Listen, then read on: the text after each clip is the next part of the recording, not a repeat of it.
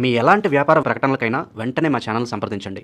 ప్రస్తుతం మనతో పాటు ప్రముఖ ఆధ్యాత్మికవేత్త జ్యోతిష పండితులు రవిశంకర్ శర్మ గారు మనతో ఉన్నారు. గురువు గారితో మాట్లాడదాం. నమస్కారం గురువు. నమస్తే అండి. మే నెల మీనరాశి వాళ్ళకి ఏ విధంగా ఉండిపోతుంది, వీళ్ళు ఎలాంటి జాగ్రత్తలు తీసుకోవాలి గురువు గారు? మీనరాశి వారికి ఈ యొక్క నెల సానుకూలమైనటువంటి ఫలితాలు గోచరిస్తూ ఉన్నాయి. వృత్తిపరంగా వ్యాపార పరంగా ఈ యొక్క నెల సానుకూలమైనటువంటి ఫలితాలు పొందగలుగుతారు. ఈ యొక్క నెలలో తృతీయంలో సంచారం చేస్తున్నటువంటి శుక్రుడు యోగకారకమైనటువంటి స్థితిలో ఉన్నాడు. జీవితంలో పురోభివృద్ధి దిశలోకి తీసుకెళ్ళగలుగుతాడు. అంటే ఈ రోజు చేసినటువంటి పనిలో రేపటికి దాని అభివృద్ధి దిశలోకి దినాభివృద్ధి చేస్తూ ముందుకు తీసుకెళ్ళగలిగేటువంటి స్థితిలో ఉన్నాడు. కాకపోతే ఈ రాశి వారికి కొన్ని విషయాలు, కొన్ని జాగ్రత్తలు కూడా అవసరం. జన్మరాశిలో సంచారం చేస్తున్నటువంటి కుజుడు, ధనస్థానంలో ఉన్నటువంటి రవి అంత యోగకారకమైనటువంటి స్థితులు లేడు. కుజుడు శని యొక్క ప్రభావం, అంటే ఏలినాటి శని ప్రభావం అనేది ఎక్కువగా వేధిస్తూ ఉన్నది. ఈ రాశి వారికి మెయిన్గా జన్మరాశిలో ఉన్నటువంటి కుజుడు వైవాహిక జీవితంలోనూ, అదేవిధంగా ఫైనాన్షియల్గా డబ్బు విషయంలోనూ కొంచెం జాగ్రత్తలు అనేవి తీసుకోవాలి. ఖర్చు విషయంలోనూ కొంచెం ఆచితూచి వ్యవహరించాలి. ఉండేటువంటి స్నేహితుల్లో ఎటువంటి స్నేహితులు మన వైపు ఉన్నారు అనేటువంటి విషయాన్ని గమనించాలి. ఈ రాశివారు ఈ రాశివారు ఆత్మన్యూన్యతాభావం, అదేవిధంగా వచ్చేటప్పుడు చుట్టూ ఎవరు లేరు అనేటువంటి, మనవారు ఎవరు లేరు అనేటువంటి ఒక భావాన్ని కొన్నిసార్లు లోనవ్వటాల్సినటువంటి పరిస్థితి అనేది ఏర్పడుతూ ఉంటుంది. కానీ ఈ రాశి వారికి ఏదో భయాందోళన ఏదైనా అవుతుందేమో నాకు అనేటువంటి కొన్ని ఆలోచనలు ఉన్నప్పటికీ ఈ రాశి వారికి ఫస్ట్ హాఫ్ కొంచెం స్లో డౌన్ లో ఉంటుంది. ఫస్ట్ హాఫ్ లో అనుకున్నటువంటి పనులు అవ్వతాయా అవ్వవా అనేటువంటి ఆలోచనలు ఉన్నప్పటికీ సెకండ్ హాఫ్ లో 15వ తారీఖున రవిగ్రహ సంచారం, అంటే సూర్యుడి యొక్క సంచారం అనేది 15వ తారీఖున మారబోతున్నది. వృషభంలోకి ఎప్పుడైతే రవి యొక్క సంక్రమణం జరుగుతున్నదో అప్పటి నుంచి ఈ రాశి వారికి సానుకూలమైనటువంటి ఫలితాలు పొందగలుగుతారు. వృత్తిపరంగా వ్యాపార పరంగా అనుకూలంగా ఉంటుంది. ఉన్నతాధికారుల యొక్క మెప్పు పొందగలుగుతారు. జాబ్ పరంగా అనుకూలంగా ఉంటుంది. కానీ ఖర్చు విషయంలో కొంచెం ప్రాబ్లమాటిక్ సిచ్యువేషన్ ఏర్పడుతూ ఉంటుంది. జన్మరాశిలో ఉన్నటువంటి కుజుడు 12వ తారీఖున ధనస్థానంలోకి మారుతున్నాడు, స్వస్థానంలోకి మారుతున్నాడు. కోపంతో తీసుకున్నటువంటి నిర్ణయాలు, అవి కోపంతో చేసినటువంటి నిర్ణయాలు ఏమవుతుంది, నేను ఈరోజు మీకు కోపం పడి అన్నం మీద అలిగామనుకోండి, ఏమవుతుంది, ఆ రోజు అన్నం తినకుండా మన కడుపే మారుతుంటుంది. అదేవిధంగా మనకు వచ్చినటువంటి అవకాశాల్లో మనకి ఎవరో నచ్చలేదు అనేటువంటి వారితో కూడా పెట్టుకున్నాం అనుకోండి, అవకాశం నీకు రాదు, ఇంకొకరికి వెళ్ళిపోతుంది. అలాంటి కొన్ని నిర్ణయాలు తీసుకునేటప్పుడు కొంచెం జాగ్రత్తగా లౌకికంగా ఆలోచించాలి. ఎప్పుడైనా మనస్సులో కోపం అనేది ఎక్కువగా ఉన్నట్లయితే దానిలో ప్రశాంతత అనేది దూరం అయిపోతుంటుంది. కోపం అంధకారంగా ఉంటుంది, ప్రశాంతత అనేది వెలుగుగా ఉంటుంది అన్నమాట. అందుకనే భగవంతుడు ఆత్మస్వరూపం అనేది మనస్సులో జరగాలంటారు ఆదిశంకరాచార్యులు. అంటే నీ మనస్సులో ఉండేటువంటి వెలుగు ఆత్మ ఎప్పుడైతే ప్రకాశిస్తూ ఉంటుందో సూర్యుడిలాగా, ఆటోమేటిక్గా చీకటి అనేది ఏమైపోతుంది, చీకటి అనేది వెళ్ళిపోతూ ఉంటుంది. కాబట్టి అదేవిధంగా కోపం మంచిది. కోపం నీకు అవకాశాలను దూరం చేస్తుంటుంది. శాంతం అనేది నీకు అవకాశాలను పెంచుతూ ఉంటుంది, నిన్ను మంచి పొజిషన్లోకి తీసుకెళ్తూ ఉంటుంది. అదేవిధంగా శాంతంగా ఉన్నప్పుడు ఆలోచించే శక్తి కూడా ఉంటుంది. కొంతమంది మనం చూస్తూ ఉంటాం చాలా ప్రశాంతంగా ఉంటారు, నిర్ణయం తీసుకునేటప్పుడు తొలగరో వణకరు. వాళ్ళ సక్సెస్ రేట్ కూడా అదే విధంగా ఉంటుంది, ఆలోచించి తీసుకుంటారు. అదేవిధంగా ఈ రాశిలో ఉండేటువంటి వారికి కుజుడు ఎప్పుడైతే ధనస్థానంలో ఉన్నప్పుడు తన యొక్క శాంత గుణాన్ని, సాత్వికంగా వీరు శాంత స్వరూపులు. ఎందుకంటే గురువు జన్మరాశ్యాధిపతి కాబట్టి శాంత స్వరూపము, లౌకికంగా ఆలోచించేటువంటి ఒక శక్తి కూడా ఉంటుందన్నమాట. కానీ ఎప్పుడైతే ఈ రాశి వారికి ఈ యొక్క కుజుడు ధనస్థానంలోకి వస్తాడో ఆటోమేటిక్గా కోపం, అనుకోకుండా వచ్చేటువంటి కోపం కొన్ని ముఖ్యమైనటువంటి అవకాశాలను దూరం చేసేటువంటి అవకాశం ఉంది. కాబట్టి ఈ రాశి వారు జాగ్రత్తగా ఉండాలి. మీకున్నటువంటి పేరు ప్రఖ్యాతులు గౌరవాన్ని మీరే కాపాడుకోవాలి.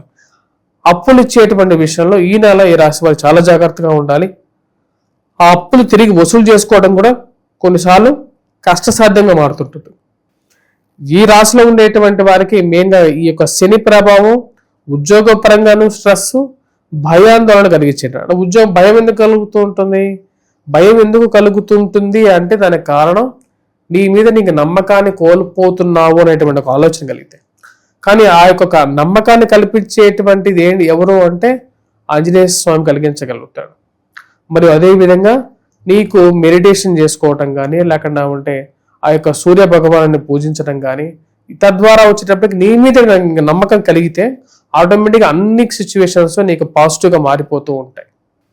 ఈ రాశిలో ఉండేటువంటి వారికి ఈ యొక్క విషయాలు జాగ్రత్తలు తీసుకోవాలి. విద్యార్థులు, విద్యా సంస్థల్లో పనిచేస్తున్నటువంటి వారు ఈ యొక్క నెలలో ఫస్ట్ 15 days కొంచెం జాగ్రత్తలు తీసుకోవాలి.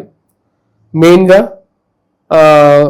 ఈ ఎగ్జామ్స్ కోసం ప్రిపేర్ అవుతున్నటువంటి టైం కాబట్టి ఎక్కువగా కాన్సన్ట్రేట్ చేయడానికి ఎక్కువగా ప్రయత్నం చేయాలి. ఈ రాశిలో ఉండేటువంటి వారికి వృత్తిపరంగా, వ్యాపార పరంగా 15 తర్వాత కొన్ని ఉద్యోగ పరంగా కూడా అవకాశాలు రావడానికి కూడా సరైనటువంటి సమయంగా గోచరిస్తుంది. నూతన ఉద్యోగ మార్పు చేర్పులు చేయడానికి కూడా 15వ తారీఖు తర్వాత అనుకూలమైనటువంటి ఫలితాలు ఎక్కువగా పొందగలుగుతారు.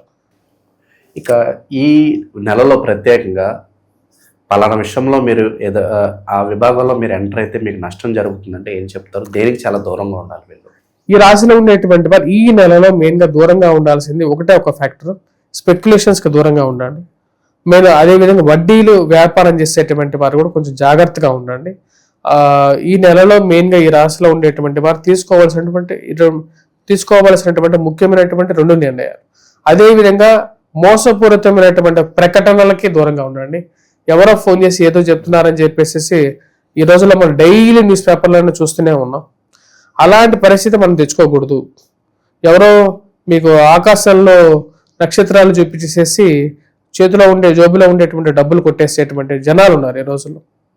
కాబట్టి అలాంటి విషయాలకు దూరంగా ఉండండి. కృషితో నాస్తి దుర్భిక్షమే అని చెప్పారు మన శాస్త్రంలో. అంతేగాని జ్యోతిష శాస్త్రం కూడా అదే చెప్తుంది. కానీ చెప్పే విధానమే అంతే, విధానమే మారుతుంది. కానీ ఇది కూడా అంతే, చెప్పేది కష్టంతోనే వస్తుంది ఏదైనా సరే. గురుగారు, మరి మీనరాశి వాళ్ళకి ఈ మే నెలలో ఎలాంటి పరిహారాలు చేసుకోవాలి? ఎల్లాటి చెల్లో కూడా ఉన్నారు కదా, మరి దానికి సంబంధించి పరిహారాలు కూడా తెలియజేయండి. ఈ రాశిలో ఉండేటువంటి వారు చిన్న పరిహారాలు ఇంట్లోనే చేసుకోవచ్చు. మెయిన్గా వెంకటేశ్వర స్వామి దేవాలయ దర్శనం చేసుకోవటం, కొంచెం మెడిటేషన్ చేసుకోవటం ద్వారా మీ మీద మీకు నమ్మకాన్ని ఎక్కువగా పెంపొందించుకోండి. అదేవిధంగా దానం చేయండి. ఏదైనా సరే దానం చేయటం వల్ల మీకు ఏమొస్తుంది, నాకేమొస్తుంది, వాళ్ళకి ఇస్తే అనేది కాదు. ఇక్కడ ఎవరికైనా సరే లేని వాళ్ళకి దానం చేయటం వల్ల మీ దగ్గర ఉన్న ఎంతో కొంత రూపాయి, 10 రూపాయలు ఎంతో కొంత ఇచ్చినా సరే తద్వారా ఏమవుతుంది అంటే సంచిత కర్మలు పెరుగుతాయి. అంటే మంచి పనులు చేయటం వల్ల మీకు పాప ఫలం అనేది నశించి పుణ్యఫలం అనేది పెరుగుతూ ఉంటుంది. అవి మీకు మంచి పాజిటివ్ రిజల్ట్స్ అనే ఇవ్వగలుగుతాయి అన్నమాట. అంటే మీరు చేసేటువంటి మంచి మీకు మంచినే ఇస్తుంది, మీరు చేసేటువంటి చెడు మీకు చెడునే ఇస్తుంది అన్నమాట. మరి చెడుని చేసి మంచి నిర్ణయాలు కావాలనుకుంటే ఎలా వస్తాయి అంటాడు వశిష్ఠుడు అన్నమాట. అంటే మనిషి చేసేదేమో చెడు, కోరుకునేదేమో సుఖమైనటువంటి నిద్ర, సుఖమైనటువంటి ఆనందం, సుఖమైనటువంటి ఐశ్వర్యం కావాలని చెప్పి కోరుకుంటాడు. అంటే ఒక పుండి మీద వాలినటువంటి పురుగు అది తినేదివేమో పస్సును తింటుంటుంది, అంటే ఏంటి ఆ చీముని తింటుంటుంది. కానీ అది కోరుకునేటువంటి ఆలోచన అంటే నేను ఎవరు చూడట్లేదని చెప్పి తింటుంటుంది ఆ పురుగు. కానీ అది కోరుకునేటువంటి ఏంటి అంటే సుఖమైనటువంటి గృహాలు, సుఖమైనటువంటి ఆనందమైనటువంటి జీవితాలు కోరుకుంటుంది. మనం చేసేటువంటి పని మంచిదైతేనే మనకు వచ్చేటువంటి పుణ్యం కూడా మంచిగా ఉంటుంది, మన యొక్క జీవితం కూడా ఆనందదాయకంగా ఉంటుంది. ఈ రాశిలో ఉండేటువంటి వారు హనుమాన్ చాలీసా కూడా చదవాలి. హనుమంతుడు మన జీవితంలో మనకు బలాన్ని, నమ్మకాన్ని, మన మీద ఉండేటువంటి మన నమ్మకాన్ని, ధైర్యాన్ని ఇవ్వగలుగుతాడు. స్వామివారికి సింధూరాన్ని సమర్పించండి. ఆ సింధూరాన్ని బొట్టుగా పెట్టుకోండి. స్వామివారు ఎప్పుడూ మిమ్మల్ని రక్షణ కవచంగా ఉంటారు. ఓవరాల్గా మీనరాశి వాళ్ళకి ఈ మాసం ఎలా ఉండబోతుందో మంచి విశ్లేషణ అందించారు. ధన్యవాదాలు.